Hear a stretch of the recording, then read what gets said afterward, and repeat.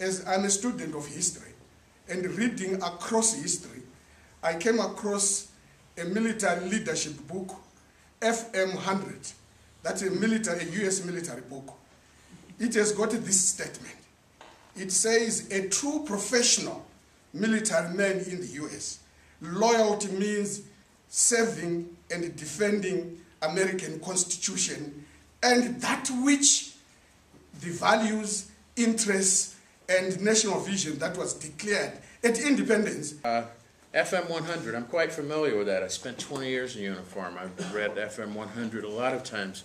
And you're right, FM 100 does in fact say that military personnel take an oath to support and defend the Constitution of the United States against all enemies, foreign and domestic. You left out a part, though. We also have in the U.S. military a document called the Uniform Code of Military Justice, which levies severe penalties on military personnel who get outside their professional lanes. So you have to take those documents together. You can't quote one document and say, that's the U.S. military. We have had a lot of military people in politics after they got out of uniform. So there's no contradiction there. And there's never been a prohibition, nor do we ever say military people don't have a right to political views. Like any other citizen, military people have a right to hold whatever political views, and believe me, in the 20 years in the Army that I spent, you wouldn't believe some of the political views I encountered in private conversations. Our laws and regulations, though, prohibit them from expressing those political views in the context of their professional oath-bound duties. Now, Operation Shumba talks about a coalition between the MDC-T and liberal elements in ZANU-PF. And it specifically says that the AFRICOM command is the one that was going to be used to attack our country.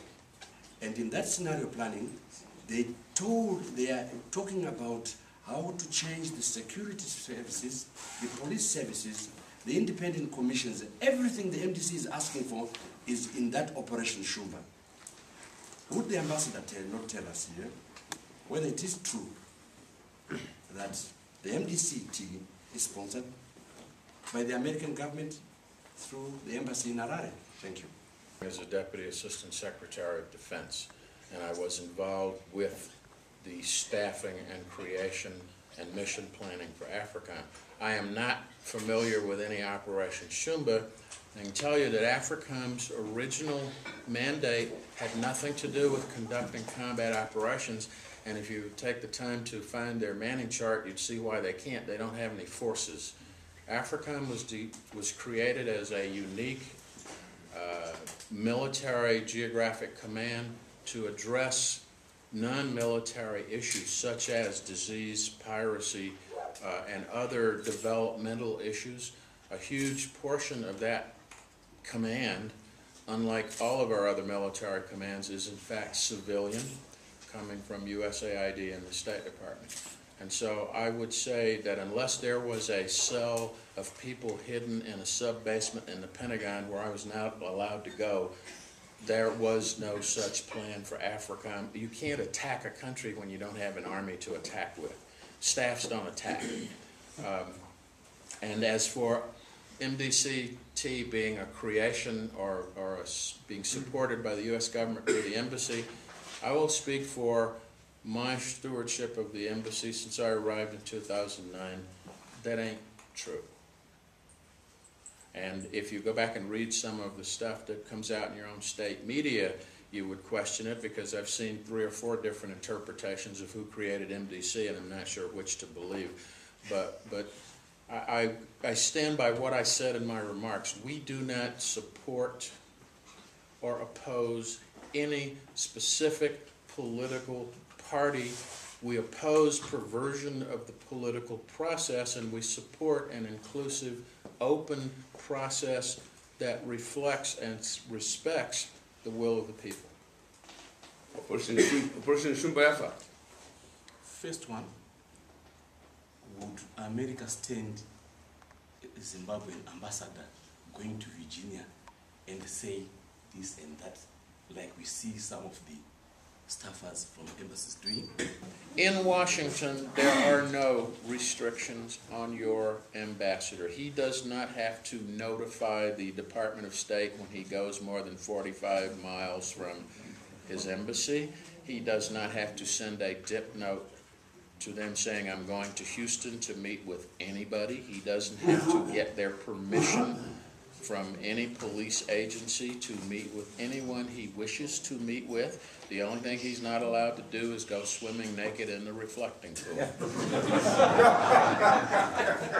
You mentioned military code of conduct. On CNN and other related networks, we've watched the Gotame Bay, is it? The unbelievable activities conducted on other human beings by the American soldiers.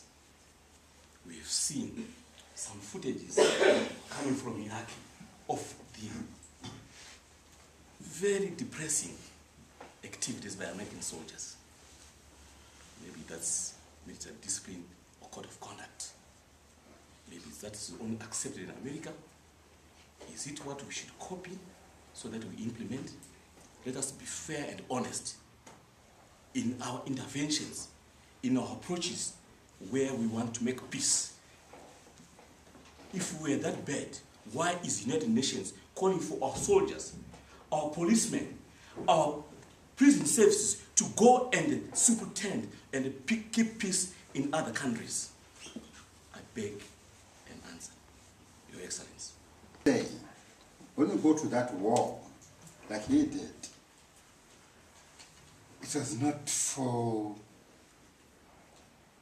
look, we're looking at the human beings that have died in that war for Zimbabwe.